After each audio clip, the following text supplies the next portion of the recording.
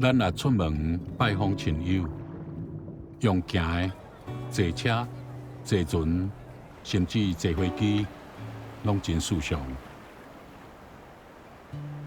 咱属达有的朋友要来台湾文化交流，因坐船是真热船，靠双手落去过，而且船仔是因家己用手工打造的。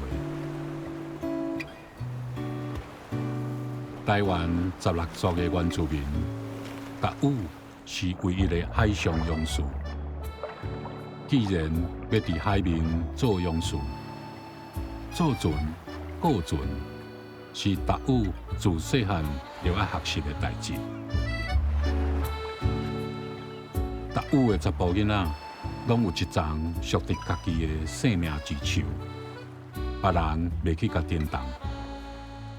等到查甫囡仔大汉成年，具备成做勇士的条件，族人会陪伴伊上山，将这丛生命之树取落来，靠简单原始的工具，将生命之树做做美观耐用的搭搭啦。对海上勇士来讲，这是人生的大代志，所以做船一直到船落水，拢是神圣庄严的过程。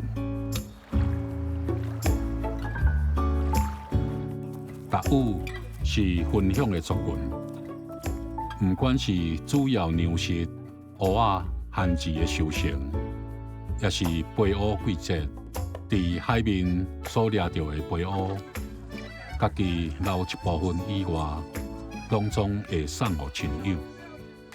这是每一个勇士、每一个家庭，甚至是达有这个族群优美的族群性格。做真人个人是部落的大代志，需要众人合作出力。做船的过程，嘛是传统文化精神的传承。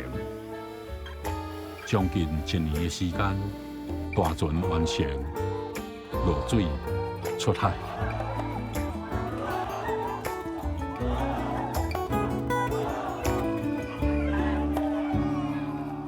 船顶载着达有传统文化的美丽甲感情，来到台湾。